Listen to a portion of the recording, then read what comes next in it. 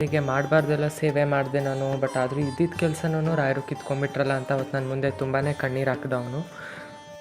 ರಾಯರು ಇದ್ದಾರೆ ಅನ್ನೋದಾದರೆ ಇನ್ನು 3 ಗಂಟೆ ಒಳಗಡೆ ನನಗೊಂದು ಆಫರ್ ಬರಬೇಕು ಅಂತ ಅವತ್ತು ಚಾಲೆಂಜ್ ಕೂಡ ಮಾಡೋದ ನಮ್ಮ ಮನೇಲಿ. ಎಲ್ಲರಿಗೂ ನಮಸ್ಕಾರ. ರಾಯರ ಭಕ್ತ ಯೂಟ್ಯೂಬ್ ಚಾನಲ್ಗೆ ಸ್ವಾಗತ. ಎಲ್ಲರೂ ಚೆನ್ನಾಗಿದ್ದೀರಾ ಅಂತ ಅಂದ್ಕೊಂಡಿದ್ದೀನಿ. ಕಾರಣಾಂತರಗಳಿಂದ ಸ್ವಲ್ಪ ಬ್ಯುಸಿಯಾಗಿದ್ದ ಕಾರಣಕ್ಕಾಗಿ ನಾನು ವೀಡಿಯೋನ ಮಾಡೋದಕ್ಕಾಗಲಿಲ್ಲ. ಈ ಒಂದು ವೀಡಿಯೋದಲ್ಲಿ ಬಂದುಬಿಟ್ಟು ತುಂಬ ಹಳೆದೇನಲ್ಲ, ಇನ್ನು 2 ದಿನದ ಮುಂಚೆ ನಡೆದಂಥ ಒಂದು ಘಟನೆನ ನಾನು ನಿಮ್ಮೆಲ್ಲರ ಜೊತೆನೂ ಕೂಡ ಹಂಚ್ಕೊಳ್ಳೋದಕ್ಕೆ ಇಷ್ಟಪಡ್ತೀನಿ. ಇದು ಪವಾಡ ಅಂತಲೇ ಅನ್ಬೋದು. ರಾಯರು ಯಾವ ರೀತಿ ಸಹಾಯ ಮಾಡಿದರು ನನಗೆ ತುಂಬಾ ಗೊತ್ತಿರೋ ಅಂಥವ್ರಿಗೆ ಅಂತ ನಾನು ಈ ವಿಡಿಯೋದಲ್ಲಿ ತಿಳಿಸ್ಕೊಡ್ತೀನಿ. ವಿಡಿಯೋ ಕೊನೆವರೆಗೂ ನೋಡಿ ಅಂತ ಹೇಳೋಕ್ಕೆ ಇಷ್ಟಪಡ್ತಾ, ನನಗೆ ತುಂಬ ಪರಿಚಯ ಇರೋವಂಥವ್ರೊಬ್ಬರು ಒಂದು ಕೆಲಸದಲ್ಲಿ ಅಂದರೆ ಒಂದು ಕೆಲಸ ಇತ್ತು, ಅವ್ರಿಗೆ ವರ್ಕ್ ಮಾಡ್ತಾಯಿದ್ರು. ತುಂಬಾ ಒಳ್ಳೆ ಸ್ಯಾಲ್ರಿ ಇತ್ತು, ಎಲ್ಲ ಚೆನ್ನಾಗಿತ್ತು. ಬಟ್ ಇದ್ದಕ್ಕಿದ್ದಂತೆ ಅವರನ್ನು ಕೆಲಸದಿಂದ ತೆಗೆದುಹಾಕ್ಬಿಟ್ರು. ಪಾಪ ಯಾಕೆ ಅಂತ ಗೊತ್ತಾಗಲಿಲ್ಲ. ಅವರು ಸಿಕ್ಕಾಬಟ್ಟೆ ರಾಯರ ಸೇವೆನ ಮಾಡ್ತಾಯಿದ್ರು. ಸಿಕ್ಕಾಬಟ್ಟೆ ರಾಯರಿಗೆ ಎಲ್ಲ ಥರದ ಸೇವೆ, ಹೆಜ್ಜೆ ನಮಸ್ಕಾರ ಆಗಿರ್ಬೋದು, ಪ್ರತಿಯೊಂದೂ ಕೆಲವೊಂದು ಸಲ ಅವರು ನೋಡಿಬಿಟ್ಟು ನನಗೆ ಅನಿಸೋದು, ಏನಪ್ಪ ರಾಯರಿಗೆ ಇಷ್ಟೊಂದು ಸೇವೆ ಮಾಡ್ತಾರಲ್ಲ ಇವನು ಅಂತ. ನನಗೆ ಅಂದರೆ ತುಂಬಾ ನನಗೆ ಗೊತ್ತಿರೋದಾಗಿದ್ದರಿಂದ ನನಗೆ ತುಂಬಾ ಅನಿಸೋದು, ಎಷ್ಟು ಸೇವೆ ಮಾಡ್ತಾನಲ್ಲಪ್ಪ ಇವನು ರಾಯರಿಗೆ. ರಾಯರು ಖಂಡಿತ ಇವನಿಗೆ ಒಳ್ಳೇದು ಮಾಡೇ ಮಾಡ್ತಾರೆ ಬಿಡು ಅಂತ ನಾನು ಅನ್ಕೊತಾ ಇದ್ದೆ ಯಾವಾಗಲೂ. ಅವನು ನನಗೂ ತುಂಬಾ ಹತ್ರ ಆಗಿದ್ದರಿಂದ ನಮ್ಮ ಮನೆಯಲ್ಲೂ ಕೂಡ ಎಲ್ಲ ಬಂದು ಇರ್ತಾಯಿದ್ದ. ನಾವು ಒಳ್ಳೆ ಫ್ರೆಂಡ್ಸ್ ಥರ ಇದ್ವಿ. ಸೊ ನೆಕ್ಸ್ಟ್ ಅದೇ ಅವನಿಗೆ ರೀಸೆಂಟಾಗಿ ಅವನಿಗೆ ಕೆಲಸದಿಂದ ತೆಗೆದುಬಿಟ್ರು. ಅವನು ತುಂಬಾ ಬೇಜಾರಾದ. ಯಾಕಂದರೆ ಮನೆಯಲ್ಲಿ ಅವನೊಬ್ಬನೇ ಅರ್ನ್ ಮಾಡ್ತಿದ್ದರಿಂದ ಅವನು ದುಡಿಮೆ ನಿಂತು ಹೋಗ್ಬಿಡ್ತಲ್ಲ, ಸ್ವಲ್ಪ ಬೇಜಾರಾದ. ಅವನಿಗೆ ತುಂಬಾ ಕಷ್ಟಗಳು ಕೂಡ ಬಂದವು. ಮನೇನ ನಡೆಸೋದು ಸ್ವಲ್ಪ ಪ್ರಾಬ್ಲಮ್ ಆಯಿತು ಅವನಿಗೆ. ಅವರಮ್ಮ ಅವರಪ್ಪ ಮನೆಯಲ್ಲೆಲ್ಲ ಕೂಡ ತುಂಬಾ ಬಯೋದಕ್ಕೆ ಸ್ಟಾರ್ಟ್ ಮಾಡಿದರು. ಅಂದರೆ ಇದು ಯಾಕೆ ಈ ರೀತಿ ಹೇಳಿದ್ರೋ ಗೊತ್ತಾಗಲಿಲ್ಲ. ಬಟ್ ಅವರ ಮನೆಯಲ್ಲಿ ಅವರ ಅಪ್ಪ ಅಮ್ಮ ಎಲ್ಲ ಹಂಗೆ ಮೈ ಸಾಕಾಗೋವರೆಗೂ ರಾಯರ ಸೇವೆ ಮಾಡಿದೆ. ಇದ್ದಿದ್ದ ಕೆಲಸನೂ ರಾಯರು ನಿನ್ನ ಹತ್ರ ಕಿತ್ಕೊಂಡ್ಬಿಟ್ರಲ್ಲ, ಇನ್ನು ಎದಕ್ಕೆ ಮಾಡಬೇಕು ಸೇವೆ ಅಂತ ಎಲ್ಲ ಮಾತಾಡಿದ್ರಂತೆ. ನನಗೂ ಇದು ಕೇಳಿಬಿಟ್ಟು ಮನಸ್ಸಿಗೆ ತುಂಬಾ ಬೇಜಾರಾಯಿತು. ಯಾಕಂದರೆ ರಾಯರು ಯಾವಾಗಲೂ ಕಷ್ಟನ ಕೊಡ್ತಾರೆ, ಇಲ್ಲ ಅನ್ನಲ್ಲ. ಬಟ್ ಆದರೆ ಈ ರೀತಿ ಎಲ್ಲ ಅನಿಸ್ಕೊಳ್ಳೋ ಅಷ್ಟು ಈ ರೀತಿ ಮಾತುಗಳನ್ನು ಕೇಳಿಸ್ಕೊಳ್ಳೋವಂಥದ್ದು ಸಾಮಾನ್ಯವಾಗಿ ಎಲ್ಲ ರಾಯರ ಭಕ್ತರಿಗೂ ಕೂಡ ತುಂಬಾ ಬೇಜಾರಾಗುವಂಥದ್ದು. ಅವನು ಈ ರೀತಿ ನನಗೆ ಬಂದು ಹೇಳಿಬಿಟ್ಟು ತುಂಬಾ ಅತ್ತ, ಯಾಕೆ ಈ ರೀತಿ ಮಾಡಿದರು ರಾಯರು ಗೊತ್ತಾಗಲಿಲ್ಲ ನನಗೆ. ಮಾಡಬಾರ್ದೆಲ್ಲ ಸೇವೆ ಮಾಡಿದೆ, ರಾಯರು ಈ ರೀತಿ ಮಾಡಬಾರ್ದಿತ್ತು ನನಗೆ, ಈ ರೀತಿ ಎಲ್ಲ ಅನ್ಸ್ಕೊಳ್ಳೋಂಗೆ ಆಯ್ತಲ್ಲ ಎಲ್ಲರಿಂದ ಅಂತ ತುಂಬಾ ನನ್ನ ಹತ್ರ ಬಂದು ಹೇಳ್ಕೊಂಡು ಅತ್ತ ಅವನು. ಸರಿ ಆಯಿತು, ಏನು ಮಾಡೋದು ಈಗ ನೆಕ್ಸ್ಟ್? ಈಗ ಆಗೋಗ್ಬಿಟ್ಟಿದೆ, ಕೆಲಸದಿಂದ ತೆಗ್ದಿದ್ದಾರೆ ಅಂದಿದ್ದು ಮಾತ್ರಕ್ಕೆ ಹತ್ಕೊತ ಕೂತ್ಕೊಂಡ್ರೆ ಏನೂ ಮಾಡೋಕ್ಕಾಗಲ್ಲ. ಏನಾದರೂ ಬೇರೆ ದಾರಿನ ಹುಡ್ಕೊಂಡು ಅಂತ ಹೇಳ್ಬಿಟ್ಟು ನಾನು ಅವನಿಗೆ ಬೇರೆ ಕಡೆ ಜಾಬ್ ಆಫರ್ಸ್ ಏನಾದರೂ ಇದೆಯಾ ಅಥವಾ ಕೆಲಸಕ್ಕೆ ಎಲ್ಲಾದರೂ ತೊಗೊತಾ ಇದ್ದರೆ ಅದ್ರ ಬಗ್ಗೆ ಸ್ವಲ್ಪ ಚೆಕ್ ಮಾಡಿದೆ ನಾನು ಕೂಡ. ಹಾಗೆ ಅವನು ಕೂಡ ಅದ್ರ ಬಗ್ಗೆ ಸತತವಾಗಿ ಪ್ರಯತ್ನ ಮಾಡ್ದ. ಆದರೆ ಯಾವ ಕೆಲಸನೂ ಸಿಗಲೇ ಇಲ್ಲ. ಕೊನೆಯದಾಗಿ ಅವನು ನಮ್ಮ ಮನೇಲಿ ರಾಯರ ಹತ್ರ ಹೂವು ಪ್ರಶ್ನೆ ಕೂಡ ಕೇಳ್ದ. ಅಂದರೆ ರಾಯರ ಹತ್ರ ಪ್ರಸಾದನ ಕೇಳ್ದ. ಎಷ್ಟೊತ್ತು ಕೂತ್ಕೊಂಡ್ರೂ ಕೂಡ ರಾಯರಿಂದ ಹೂ ಪ್ರಸಾದ ಆಗಲೇ ಇಲ್ಲ. ಸರಿ ಆಯಿತು ಬಿಡು ಅಂತ ಹೇಳಿಬಿಟ್ಟು ಮಾರನೇ ದಿವಸಕ್ಕೆ ಒಂದು ಇಲ್ಲೇ ಲೋಕಲಲ್ಲಿ ಇದ್ದಂತಹ ಒಂದು ಕೆಲಸಕ್ಕೆ ಹೋಗ್ತೀನಿ ನಾನು. ರಾಯರೇ ನನಗೊಂದು ಆಶೀರ್ವಾದ ಮಾಡಿ, ಅಟ್ಲೀಸ್ಟ್ ಇದಾದರೂ ನಾನು ಕೈಗೆ ಹತ್ಕೊಳ್ಳಿ ಅಂತ ಅವನು ಮನೆಯಲ್ಲಿ ಮತ್ತೆ ಹೂವು ಪ್ರಸಾದನ ಕೇಳಕ್ಕೆ ಬಂದಿದ್ದ. ರಾಯರು ಅದಕ್ಕೂ ಕೂಡ ಯಾವುದೇ ಕಾರಣಕ್ಕೂ ಹೂವು ಪ್ರಸಾದನ ಕೊಡಲಿಲ್ಲ. ಅವನು ಯಾಕೋ ರಾಯರು ಹೂವು ಪ್ರಸಾದ ಕೊಡ್ತಿಲ್ಲಲ್ಲ ಅಂತ ಹೇಳ್ಬಿಟ್ಟು ಅವನು ತುಂಬ ಬೇಜಾರಾಗಿಯೇ ಹೋದ. ಬಟ್ ಆದರೆ ಅವನಿಗೆ ಆ ಕೆಲಸ ಒಂಚೂರು ಬರಲಿಲ್ಲ. ಯಾಕೋ ಏನೋ ಗೊತ್ತಿಲ್ಲ, ತುಂಬಾ ಹೆಲ್ತ್ ಇಶ್ಯೂಸ್ ಎಲ್ಲ ಆಗೋದಕ್ಕೆ ಸ್ಟಾರ್ಟ್ ಆಯಿತು. ಹಾಗಾಗಿಬಿಟ್ಟು ಆ ಕೆಲಸನೂ ಕೂಡ ಬಿಟ್ಬಿಟ್ನಂತೆ. ಕೊನೆಗೆ ಏನು ಕೆಲಸ ಇಲ್ದಂಗೆ ಪಾಪ ಮನೆಯಲ್ಲಿ ತುಂಬಾ ಕಷ್ಟ ಆಗೋದಕ್ಕೆ ಸ್ಟಾರ್ಟ್ ಆಯಿತು. ಹಾಗಾಗಿ ನಾನು ಕೂಡ ಅವನಿಗೆ ಸ್ವಲ್ಪ ಹೆಲ್ಪ್ ಎಲ್ಲ ಮಾಡಿ, ನೋಡೋಣ ರಾಯರು ಖಂಡಿತ ಇದ್ದಾರೆ, ಒಂದು ದಾರಿ ತೋರಿಸ್ತಾರೆ ಅಂತ ನಾನು ಹೇಳಿ ಸಮಾಧಾನ ಮಾಡ್ತಾಯಿದ್ದೆ. ಬಟ್ 2 ದಿನದ ಮುಂಚೆ, ಅಂದರೆ ಇವತ್ತಿನ ವಿಡಿಯೋ ಅಪ್ಲೋಡ್ ಮಾಡೋಕ್ಕಿಂತ 2 ದಿನ ಮುಂಚೆ ಅವನಿಗೆ ತುಂಬಾ ಸಿಟ್ಟು ಬಂದುಬಿಡ್ತು ರಾಯರ ಮೇಲೆ. ಯಾಕೋ ಏನೋ ಗೊತ್ತಿಲ್ಲ, ಪ್ರತಿ ಸತಿನೂ ರಾಯರನ್ನೇ ನೆನೆಸ್ಕೊತಿದ್ದವನು ಅವತ್ತು ತುಂಬ ರೇಗಾಡ್ಬಿಟ್ಟ. ಏನಂತ ಅಂದರೆ ರಾಯರಿದ್ದಾರೆ ಅನ್ನೋದಾದರೆ ಇನ್ನು 3 ಗಂಟೆ ಒಳಗಡೆ ನನಗೊಂದು ಜಾಬ್ ಆಫರ್ ಬರಬೇಕು ಅಂತ ಅವನು ಜೋರಾಗಿ ಫುಲ್ಲು ಸಿಟ್ಟಿನಿಂದ ಮಾತಾಡಿಬಿಟ್ಟ ನಮ್ಮ ಮನೆಗೆ ಬಂದುಬಿಟ್ಟು. ಅದನ್ನು ರಾಯರು ಕೇಳಿಸ್ಕೊಂಡ್ರೇನೋ ಗೊತ್ತಿಲ್ಲ, ಅವನು 3 ಗಂಟೆ ಒಳಗಾಗಿ ನನಗೊಂದು ಜಾಬಿಂದ ಆಫರ್ ಬರಬೇಕು ಅಂತ ಅಂದಿದ್ದ ರಾಯರ ಮುಂದೆ. 1:30 ಗಂಟೆ ಒಳಗೇನೆ ಅವನಿಗೊಂದು ಜಾಬ್ ಆಫರ್ ಬಂತು. ಇದು ಏನು ಹೇಳಬೇಕು ಗೊತ್ತಾಗಲಿಲ್ಲ, ಬಟ್ ಬಂದಿದೆಯಲ್ಲ ಸದ್ಯ ಅಂದ್ಬಿಟ್ಟು ಅವನು ಆ ಟೈಮ್ನಲ್ಲಿ ರಾಯರಿಗೊಂದು ಕೃತಜ್ಞತೆನ ಹೇಳಲಿಲ್ಲ. ಅವನು ಇರಲಿ ಪರವಾಗಿಲ್ಲ, ಅವನ ಪರವಾಗಿ ನಾನೇ ರಾಯರಿಗೆ ಧನ್ಯವಾದಗಳನ್ನು ತಿಳಿಸಿದೆ, ಒಂದು ಜಾಬ್ ಆಫರ್ ಸಿಕ್ತು ಅಂತ. ಸೊ ಅದಕ್ಕೋಸ್ಕರ ಎಲ್ಲ ಪ್ರಿಪೇರ್ ಆಗ್ತಿದ್ದ, ಮತ್ತು ಇಂಟರ್ವ್ಯೂ ಎಲ್ಲ ಮಾಡಬೇಕಿತ್ತಂತೆ. ಹಾಗಾಗಿ ರಾಯರ ಹತ್ರ ಆವಾಗ ಮತ್ತೊಂದು ಸತಿ ಹೂವು ಪ್ರಸಾದನ ಕೇಳೋದಕ್ಕೆ ಬಂದಿದ್ದ.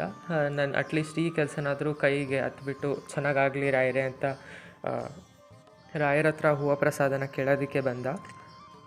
ಆಯಿತು ಕೇಳ್ಕೊಳ್ಳಪ್ಪ ಅಂತ ರಾಯರ ಫೋಟೋ ಮೇಲೆಲ್ಲ ಹೂವು ಎಲ್ಲ ಇಟ್ಕೊಟ್ಬಿಟ್ಟು ಪೂಜೆ ಎಲ್ಲ ಮಾಡಿದ ನಂತರ ರಾಯರಿಗೆ ಹೂವು ಪ್ರಶ್ನೆನ ಕೇಳಿದವನು. ರಾಯರು ಕೂಡ ತುಂಬ ಚೆನ್ನಾಗೇ ಆಶೀರ್ವಾದ ಮಾಡಿದರು.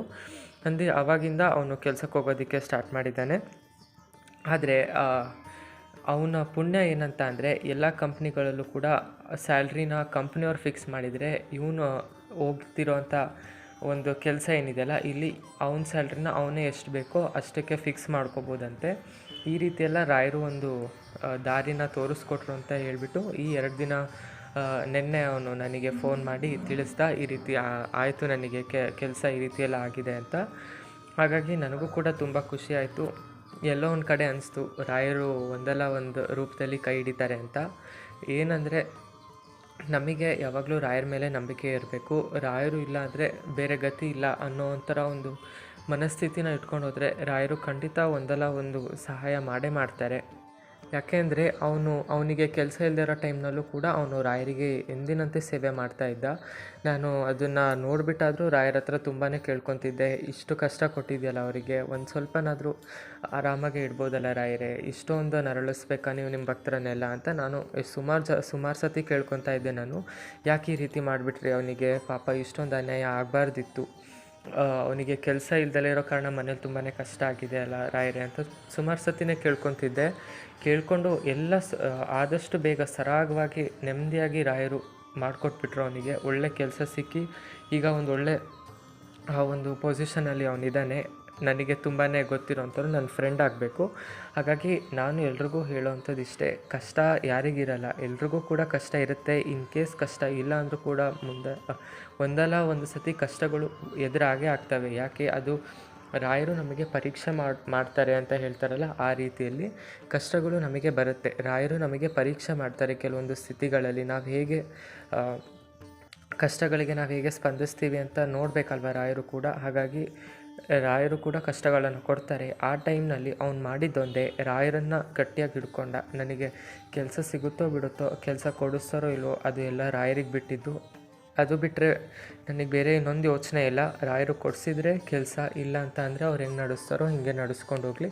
ಕಷ್ಟ ಇದ್ದರೆ ನಾನು ಕಷ್ಟದಲ್ಲೇ ಜೀವನ ನಡೆಸ್ಕೊಂಡು ಸಾಯ್ತೀನಿ ಅಂತಲೂ ಕೂಡ ಮಾತಾಡಿದ್ದ ಅವನು. ಇಂಥದ್ದೆಲ್ಲ ರಾಯರು ತುಂಬ ಬೇಗ ಕೇಳಿಸ್ಕೊಂಡ್ರೇನೋ ಗೊತ್ತಿಲ್ಲ. 2 ದಿನದ ಮುಂಚೆ ಈ ರೀತಿ ಎಲ್ಲ ಘಟನೆಗಳು ನಡೀತು. ಒಂದ್ರ ಮೇಲೊಂದು ಈ ರೀತಿ ಅವನು ಅಂದ್ಕೊಂಡಂಗೆ 3 ಗಂಟೆ ಒಳಗಾಗಿಯೇ ನನಗೊಂದು ಆಫರ್ ಕಾಲ್ ಅಥವಾ ಆಫರ್ ಲೆಟರ್ ಬರಬೇಕು ಅಂತ ಅಂದ್ಕೊಂಡಿದ್ದ. ಅದೇ ರೀತಿ ಅವನಿಗೆ 1:30 ಗಂಟೆ ಒಳಗೇನೆ ಜಾಬಿಗೆ ಕರೆದ್ರು. ಅವನಿಗೆ ಕೂಡ ತುಂಬಾ ಶಾಕ್ ಆಯಿತು. ಆ್ಯಕ್ಚುಲಿ ಇದನ್ನು ನಾನು ಹೇಳಿದಾಗ ಈ ರೀತಿ ಅವನಂದರೆ ಕೆಲಸ ಸಿಕ್ಕಿದಂಥ ಖುಷಿಯಲ್ಲಿ ಅವನು ಈ ರೀತಿ ಎಲ್ಲ ಮಾತಾಡಿದ್ದು ಮರ್ತುಬಿಟ್ಟಿದ್ದ. ಹಾಗಾಗಿ ನಾನು ಈ ರೀತಿ ಎಲ್ಲ ಮಾತಾಡಿದ್ದೆಲ್ಲ, ರಾಯರು ನಿನ್ನ ಮಾತನ್ನು ಎಷ್ಟು ಜಲ್ದಿ ಕೇಳಿಸ್ಕೊಂಡಿದ್ದಾರೆ ನೋಡು ಅಂತ ಎಲ್ಲ ಹೇಳಿದಾಗ ಅವನು ಕೂಡ ತುಂಬಾ ಖುಷಿಯಲ್ಲಿ ರಾಯರಿಗೆ ಇನ್ನೊಂದು ಸತಿ ಕ್ಷಮೆ ಕೇಳಿಬಿಟ್ಟು, ಇನ್ನೊಂದು ಸತಿ ನಿಮ್ಮ ಮೇಲೆ ಕೋಪ ಮಾಡ್ಕೊಳ್ಳಲ್ಲ ರಾಯರೇ, ಏನು ಮಾಡಲಿ, ಕೋಪ ಅನ್ನೋದು ಎಲ್ರಿಗೂ ಬಂದೇ ಬರುತ್ತೆ, ಇನ್ಮೇಲಿಂದ ಕೋಪ ಮಾಡ್ಕೊಳ್ಳಲ್ಲ, ನೀವು ನನ್ನ ಜೊತೆ ಯಾವಾಗಲೂ ಇದ್ದೀರಾ ಅಂತ ಅವನು ಮತ್ತೆ ರಾಯರಿಗೆ ಇನ್ನೊಂದು ಸತಿ ನಮಸ್ಕಾರ ಮಾಡಿ ದೇವಸ್ಥಾನಕ್ಕೆಲ್ಲ ಹೋಗಿ ಬಂದು ಇವತ್ತು ನೆಮ್ಮದಿಯಾಗಿ ಅವನು ಜೀವನ ನಡೆಸ್ತಾ ಇದ್ದಾನೆ. ನನಗಂತೂ ಇದನ್ನು ಕೇಳಿಬಿಟ್ಟು ತುಂಬಾ ಖುಷಿ ಆಯಿತು. ಇದನ್ನು ನಾನೇ ಸ್ವತಃ ನನ್ನ ಕಣ್ಣಾರೆ ನೋಡಿರೋದ್ರಿಂದ ರಾಯರು ಎಲ್ರಿಗೂ ಕೂಡ ಎಷ್ಟು ಒಳ್ಳೇದು ಮಾಡ್ತಾರೆ ಅಂತ ನನಗೆ ಇನ್ನು ರಾಯರ ಮೇಲೆ ನಂಬಿಕೆ ಬಂತು. ನಮಗೆ ಎಷ್ಟೇ ಕಷ್ಟ ಇದ್ದರೂ ಕೂಡ ನಾವು ರಾಯರ ಹತ್ರ ಹೇಳ್ಕೋಬೇಕು. ಬಿಟ್ಟರೆ ನಮಗೆ ತುಂಬ ಹತ್ತಿರದವ್ರ ಹತ್ರ ಹೇಳ್ಕೋಬೇಕು. ಸುಮ್ಮನೆ ಎಲ್ಲರ ಹತ್ರನೂ ನಮ್ಮ ಕಷ್ಟಗಳು, ನಮಗೆ ಈಗಿದೆ ಕಷ್ಟಗಳು, ನಮಗೆ ಸಹಾಯ ಮಾಡಿ ಅಂತ ಯಾವುದೇ ಕಾರಣಕ್ಕೂ ಯಾರಿಗೂ ಕೇಳೋಕ್ಕೆ ಹೋಗಬಾರ್ದು. ನಮಗೆ ಯಾವುದೇ ಕಷ್ಟ ಬಂದರೂ ಕೂಡ ನಾವು ರಾಯರ ಹತ್ರನೇ ಕೇಳಬೇಕು. ಇದು ನನಗೂ ನಡೆದಿರೋವಂಥ ಅನುಭವ. ನಮಗೆ ಕಷ್ಟ ಇದೆ ಅಂತ ನಾವು ಎಲ್ಲರ ಹತ್ರ ಹೇಳ್ಕೊಂಡ್ರೆ 4 ಜನ ನಗ್ತಾರೆ ಬಿಟ್ಟರೆ ಯಾರೂ ನಮಗೆ ಸಹಾಯ ಮಾಡೋದಕ್ಕೆ ಬರೋದಿಲ್ಲ. ಹಾಗಾಗಿ ನಾವು ಏನೇ ಕಷ್ಟಗಳಿದ್ರೂ ಕೂಡ ರಾಯರ ಹತ್ರ ಹೇಳ್ಕೋಬೇಕು. ಏನಾದರೂ ತುಂಬ ನಮಗೆ ಆಗ್ತಿರೋ ಕಷ್ಟದಿಂದ ನಾವು ಉಳಿಯೋದೇ ಇಲ್ಲ ಅಂದಾಗ ರಾಯರು ಖಂಡಿತ ಅದಕ್ಕೆ ಒಂದಲ್ಲ ಒಂದು ದಾರಿ ತೋರಿಸ್ಕೊಡ್ತಾರೆ. ಅದಕ್ಕೆ ನನ್ನ ಒಬ್ಬ ಫ್ರೆಂಡೇ ಉದಾಹರಣೆ. ತಡವಾದರೂ ಅಡವಾಗಿ ಕೊಡ್ತಾರೆ ನಮ್ಮ ರಾಯರು ಅಂತಾರಲ್ಲ, ಈ ರೀತಿ ಅವನ ಬಾಳಲ್ಲೂ ಕೂಡ ಆಯಿತು. ಅವನು ತುಂಬಾ ಖುಷಿಯಾಗಿ ಈಗ ಮಂತ್ರಾಲಯಕ್ಕೂ ಕೂಡ ಹೋಗೋಣ ಅಂತ ಅಂದಿದ್ದಾನೆ. ನೋಡೋಣ ರಾಯರು ಯಾವಾಗ ಕರೆಸ್ಕೊತಾರೋ ಆವಾಗ ಹೋಗುವಂಥದ್ದು. ಯಾಕೆಂದರೆ ನಮಗೆ ಎಲ್ಲ ಇದ್ರೂ ಕೂಡ ನಾವು ಮಂತ್ರಾಲಯಕ್ಕೆ ಹೋಗುವಂಥ ಯೋಗ ಬರೋದಿಲ್ಲ ಎಲ್ರಿಗೂ. ಹಾಗಾಗಿ ರಾಯರು ಯಾವಾಗ ಮಂತ್ರಾಲಯಕ್ಕೆ ಕರೆಸ್ಕೊಳ್ತಾರೋ ಆವಾಗ ಅವನು ಹೋಗಿ ಬರ್ತೀನಿ ಅಂತ ಅಂದಿದ್ದಾನೆ. ಇದೇ ರೀತಿ ನಿಮ್ಮ ಜೀವನದಲ್ಲೂ ಯಾವುದಾದ್ರೂ ಒಂದು ಅನುಭವಗಳು ನಡೆದಿದೆ ಅನ್ನೋದಾದರೆ ದಯವಿಟ್ಟು ನನಗೆ ಕಮೆಂಟ್ ಮಾಡಿ ತಿಳಿಸಿ.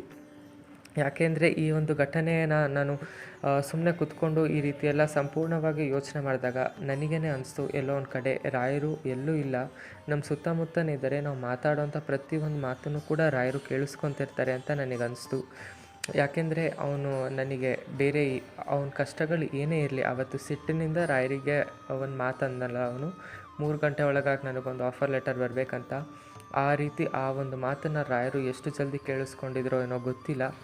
ಬಟ್ ಅವನಿಗೆ ಬೇಕಾಗಿದ್ದದ್ದು, ಅವನಿಗೆ ಆಸೆ ಇದ್ದಂಥ ಕೆಲಸದಲ್ಲೇ ತುಂಬ ಒಳ್ಳೆ ಒಂದು ಸ್ಯಾಲ್ರಿ ಇರೋವಂಥ ಕೆಲಸನ ರಾಯರು ಕೊಡಿಸಿದ್ದಾರೆ. ಇವತ್ತು ನನಗೆ ಹೇಳ್ಕೊಳ್ಳೋದಕ್ಕೇ ತುಂಬ ಖುಷಿ ಆಗ್ತಿದೆ.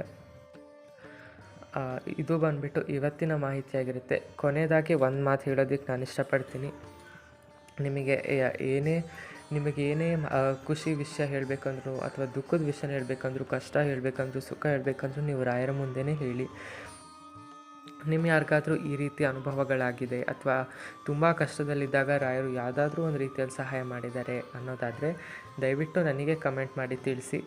ಈ ಕಥೆಗಳನ್ನು ಅಥವಾ ಈ ಒಂದು ಸ್ಟೋರಿಗಳನ್ನೆಲ್ಲ ಕೇಳ್ತಾ ಇದ್ದರೆ ನನಗೂ ಕೂಡ ರಾಯರ ಮೇಲೆ ನಂಬಿಕೆ ಇನ್ನೂ ಹೆಚ್ಚಾಗ್ತಾ ಹೋಗುತ್ತೆ. ಹಾಗೆ ರಾಯರ ಮೇಲಿನ ಭಕ್ತಿ ಇನ್ನೂ ಹೆಚ್ಚಾಗ್ತಾ ಹೋಗುತ್ತೆ. ಹಾಗೆ ಕಮೆಂಟ್ಸ್ಗಳು ಓದೋರ್ಗೂ ಕೂಡ ರಾಯರು ಯಾರು ಏನು ತಿಳಿಯುತ್ತೆ ಅಂತ ಹೇಳೋದಕ್ಕೆ ಇಷ್ಟಪಡ್ತಾ ಮುಂದಿನ ವಿಡಿಯೋದಲ್ಲಿ ಸಿಗೋಣ.